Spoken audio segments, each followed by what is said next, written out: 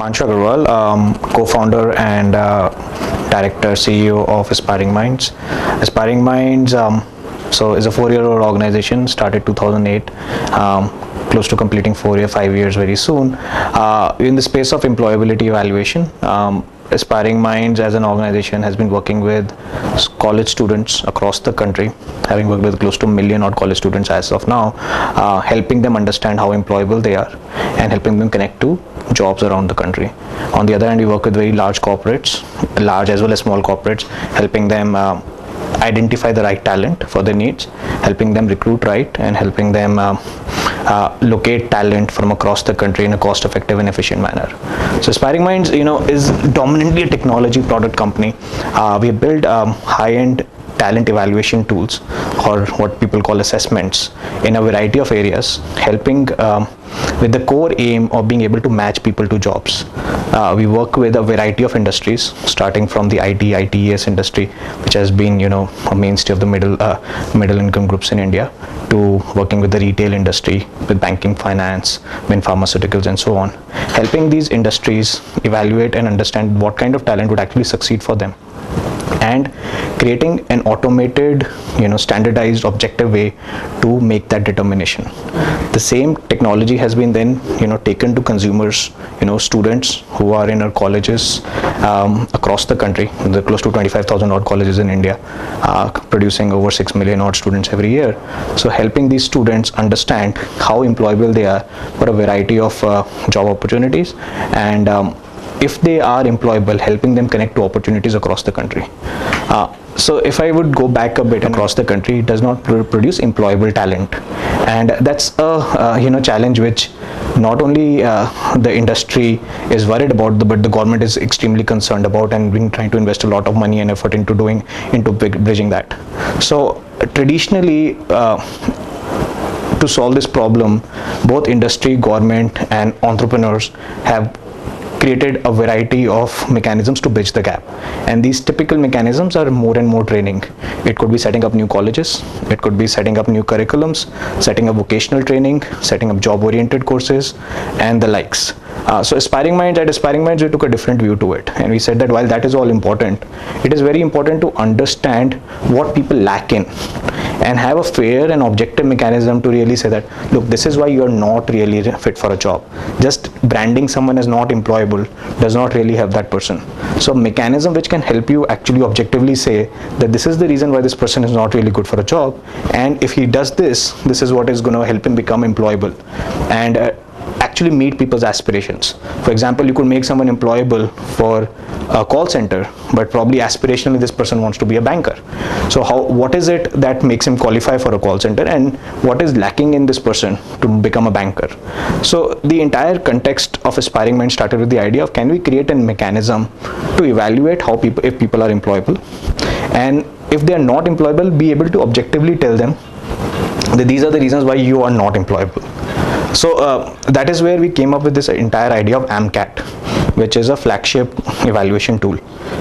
So far, over 1 million people have taken this tool in the last 4 years. This year, we're looking at adding another 1 million users of AMCAT. What the assessment basically does is, so it's like, a typical test. The only difference is it's a completely automated adaptive solution, which actually asks questions based on your previous answers, trying to understand what you're good at and what you're bad at. And this tool evaluates a variety of competencies: your language skills, your aptitude, your personality, your knowledge of particular subject areas, going into depths of spoken English, for example. And the idea, post the test, so it's a 3-hour automated computer-based test. Post the test, the candidate gets a detailed report about his or her strengths and weaknesses, how well he or she fits into particular job roles, what kind of industries would he most suit for, and so on. So this detailed report helps the person understand how employable he or she is, and look at either the right kind of jobs or the right kind of training to become more employable. So that is how AMCAT got set up, and today, it is delivered in over 25 states in the country. Every month close to 30,000 odd students are currently taking the AMCAT. So today close to 150 corporations work with Aspiring Minds using the AMCAT, using it to evaluate talent and reaching talent across the country. These vary from top 6 of the 10 IT companies in the country use it. Top two BPOs in the country use it. Large banks, insurance companies, retail organizations are using AMCAT to evaluate talent and reach out talent across the country.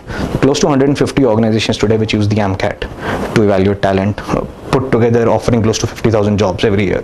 So the basic idea was that AMCAT today acts as a way to bridge between what the industry needs and making an objective way to tell our student community, this is what the industry needs, this is what you need to get better at, and creating a bridge for the students to migrate into the mainstream industry once they think they are employable and qualified to do that. We measure opportunity based on the impact we can create. So to give you an idea, close to 6 million students pass out from colleges across the country. So that is the set of people who every year come out and look for jobs. So that is the opportunity size if I look at the consumer side. And these are just if you're talking about people who are graduates. On the other hand, there's a large population, at least 3 to 4 times this population, which after they +2 look for jobs, which is a lot in the area of the where the NSDC, for example, today is working, in the National Skill Development Corporation, trying to look at skilling people to become job ready, who may or may not be actually graduates or qualified, for typical white collar jobs. So the opportunity on that size is, as Aspiring Minds, our aim is to touch these, first aim is to touch these 6 million people and help them, give them the feedback which they require. I have seen in tier 1 cities, people have a challenge in understanding what their kids should do, or what students have no clue where they fit and what kind of opportunities are there for them. And when you go to tier 2, tier 3 cities, the gap is so wide that people spend years just to figure out where they should be or what they should be doing. And that is just, lack of information. So that is where we see an opportunity of AMCAT being a scalable, automated mechanism to translate that information to people. So that is, on the if I look at on the consumer side. On the business side, Indian industry is growing at a decently good pace. It's not as strong as it was probably a couple of years back, but there is still a lot of growth which is expected. And most industry, the well-established industry is hiring anywhere between 10 to 20% of their workforce year on year. On the other hand, the new greenfield industries like retail, pharma, which is getting into tier 5, tier 6, tier 7 towns, are hiring at much higher pace. And all these industries, when you're looking at very large scale recruitment, really need to establish objectivity when they come to recruit people, and that is where Aspiring Minds plays a great role. Aspiring Minds, the last 4 years have been very exciting, pretty much doubled year on year, and we continue to look to double in pretty much all parameters as we've been doing. So in the coming years, Aspiring Minds basically has a 3-axis strategy of what we want to do and how we want to grow. So one is to reach out to more and more roles and industries. So if I look at my journey, we started with the IT industry, and that was where we only played, and today we've entered 2 more sectors, and in the next couple of years we look at pretty much being available in every sector. So on the B2B side, on the business side, we are establishing AMCAT and its suite of products for a variety of industry. On the consumer side, we started with engineers, and that has been a mainstay. And more recently, we've started graduating into degree colleges, people who've done the BComs, BScs, BAs, and so on. Very soon, we are looking at, diploma engineers, ITI students, 10+2. So we are looking at taking this opportunity more to the bottom of the pyramid for students of all kinds of calibers. And lastly, and which we think is the core, the backbone of Aspiring Minds, it's technology. So we have always been a front runner in assessment technology. We pretty much compete with anyone in the world when it comes to the kind of assessment technology we've developed and deployed. We continue to innovate in that. We are looking at more phenomenally better ways to evaluate talent. Very recently, we launched a spoken English evaluation, which could automatically evaluate how good you speak English. There's similarly, we launched a tool which can automatically evaluate how good you can program. You can actually write a program, and so something which has become very useful for the IT industry, the IT product industry. So our capability to innovate into technology and bringing out more and more valuable products in the assessment space is the third area where we are looking at continuing to invest and grow in. a big focus has changed from addressing Western markets and setting up businesses in India which would address Western markets to setting up businesses which would address Indian markets.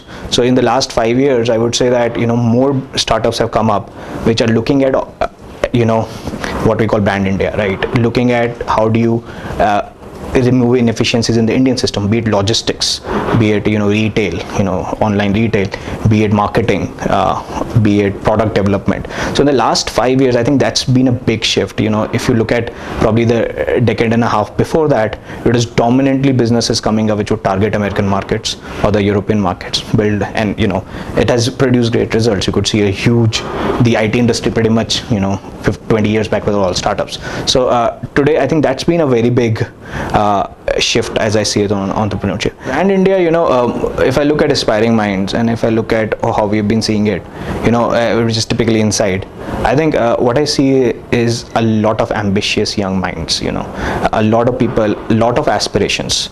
So today, aspirations are not limited to metro cities. Aspirations, being able to work in the mainstream, being not looking for the only government job out there, but looking at coming into the private industry, migrating from an IT industry centric country to banking, finance, media, and other. So we're seeing that people are a lot more aspirational and are looking to get into the mainstream industry. So the young demographic dividend is very vibrant. Today people ask questions, people are looking, we get so many queries from small towns which look, I'm not interested in working for a big brand. I want to work for a company where we can learn more. Smaller companies, companies that are doing different kind of work.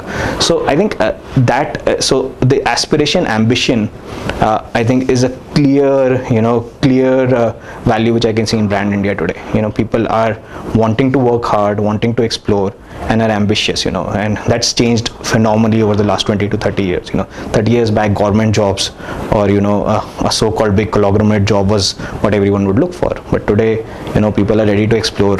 People are keen to explore actually, and aspirationally wanting to do good and grow fast. So that's clearly there. Indian education system was always considered amazingly good. If I look at engineering, the IITs, the IIMs, doctors, India's probably been a source of providing great talent to the world, and that's what I've spent a few years in the US, and that's what was appreciated. You would get a lot of respect for the kind of education and learning India would provide to the industry. I think that's for the last 10 to 15 years, I think that's what the outside world looks at India for.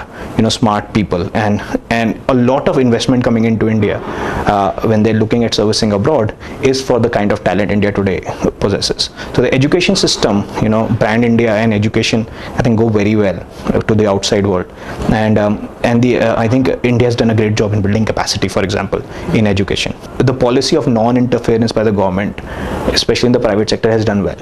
That's where industry has been able to choose, pick, and retain talent the kind they would like, and I think that's worked very well. More recently, where we see the entire initiative the government is doing in the national skill development side with the NSDC, the corporation coming up and helping organizations train more and more people. We see that as a policy helping a lot in building Aspiring Minds business and the overall education ecosystem. I think the core focus of investing in the ecosystem and letting private players be able to do good is what I think has really worked well so far for the Indian education system, and has been a boon for Aspiring Minds as well.